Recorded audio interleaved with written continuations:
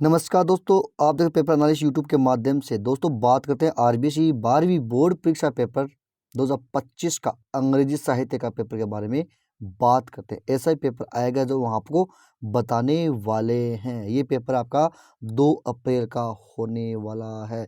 सभी क्वेश्चन का आंसर मैं बताने वाला हूँ, विथ आंसर की ये पेपर बताऊँगा। तो बात करते हैं पेपर के बारे में। दोस्तों शुरुआत करते हैं पेपर के बारे में। तो दोस्त पेपर के बारे में शुरुआत करने से पहले अगर इस चैनल को सब्सक्राइब नहीं किया है तो प्लीज़ इस चैनल को ज़रूर सब्सक्राइब करें ताकि हर वीडियो नोटिफिकेशन आपके पास पहुंच जाए। तो बात करते हैं पेपर के बारे में। ये इंग्लिश लिटरेचर का पेपर है। पूर्णांक आपका 80 नंबर का, समय आपका 3 घंटा 15 मिनट करेगा। उसमें सेक्शन ए की हम बात करते हैं तो ए के अंदर आपको पैसेज दे रखा है। दोस्तों ये पैसेज दे रखा है, ठीक है। तो उसको पढ़कर आप नीचे दिए गए प्रश्नों को उत्तर आपको देने हैं। तो ये आपका पैसेज है, उसको पढ़ लीजिए आप।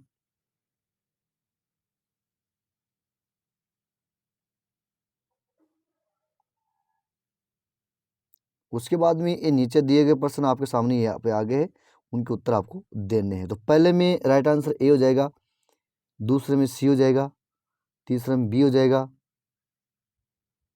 उसके बाद में 4 नंबर, 5 नंबर, 6 नंबर, 7 और 8 इनके आंसर के बारे में बात करते हैं। दोस्तों ये रहा पहला नंबर का, पहला का जो आंसर है वो ये है। पहला का, दूसरे का, तीसरे का, चौथे का, 5 का, छठा, 7 का, ये 8 का। सभी के जो क्वेश्चंस के जो आंसर वो यहाँ से आप नोट कर सकते हो। बात करते हैं नेक्स्ट क्वेश्चन के बारे में। फिर 2 नंबर क्वेश्चन आपके सामने ये है। तो इसका क्वेश्चन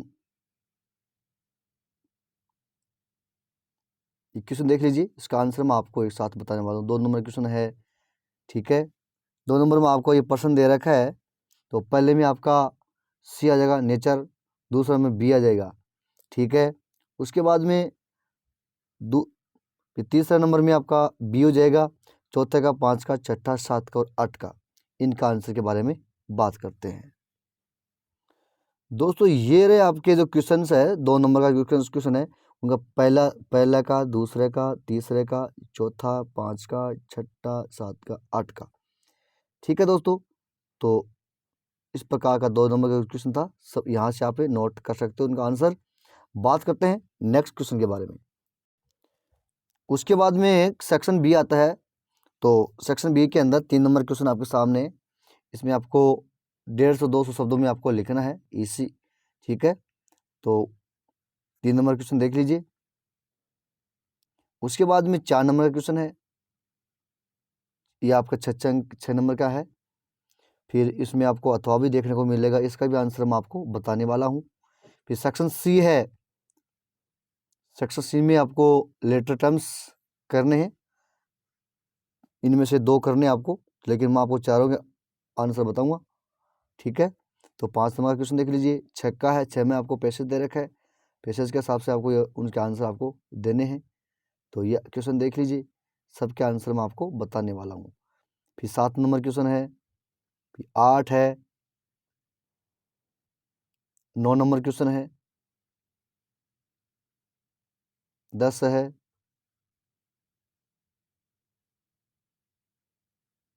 10 नंबर में तो पहले में सी हो जाएगा, दूसरा में सी हो जाएगा। उसके बाद में 3 का, 4 का है। ये मैं आंसर आपको बता दूंगा। सभी का आंसर आपको एक साथ बताने वाला हूँ। 11 नंबर क्वेश्चन देख लीजिए, 12, 13, 14 नंबर देखो आप, 14 नंबर, ठीक है। तो 14 नंबर में आपका डी हो जाएगा, 15 में ए हो जाएगा, 16 में बी हो जाएगा, 17 में बी हो जाएगा, ठीक है दोस्तों। तो बात करते हैं इनके सभी के आंसर के बारे में। दोस्तों 3 नंबर का जो आंसर है वो यहाँ से आप नोट कर सकते हो, ठीक है। 3 नंबर का जो अथवा में दे रखा है और में दे रखा है, उसका आंसर ये है। उसके बाद में हम बात करते हैं 4 नंबर क्वेश्चन के जो आंसर है वो यहाँ से नोट कर सकते हो। नेक्स्ट है, इसका अथवा का ये है। 5 नंबर का आंसर ये है। 5 का देखो, जैसे मान लो कि 5 का पहला है, 5 का दूसरा है, फिर 5 का तीसरा है, 5 का चौथा है, फिर 6 नंबर का जो आंसर है वो ये है। 6 नंबर का पहला, दूसरा, तीसरा, चौथा, फिर 7 नंबर का क्वेश्चन का जो आंसर ये है। यहाँ से आप नोट कर लेना 7 नंबर का ये, इसका अथवा। फिर 8 नंबर का जो आंसर वो ये है, इसका अथवा का भी दे रखा है। 9 नंबर का क्वेश्चन का आंसर। फिर 10 नंबर में जैसे मान लो कि पहला, दूसरा, तीसरा, चौथा है, 4 क्वेश्चन यहाँ पे दे रखे हैं, सभी का आंसर यहाँ से नोट कर सकते हो। उसके बाद 11 नंबर है, उसका अथवा का भी है, 12 नंबर है, सभी के आंसर आपको यहाँ पे देखने को मिलेंगे। 13, ठीक है। अब फिर 14 से 17 तक आपको यहाँ ये नोट कर लेना। ठीक है दोस्तों, पेपर पूरा हो चुका है। लाइक, शेयर, कमेंट, सब्सक्राइब जरूर करें। अगर किसी क्वेश्चन के अंदर डाउट हो तो आप मुझे कमेंट से समझाकर पूछ सकते हो। धन्यवाद।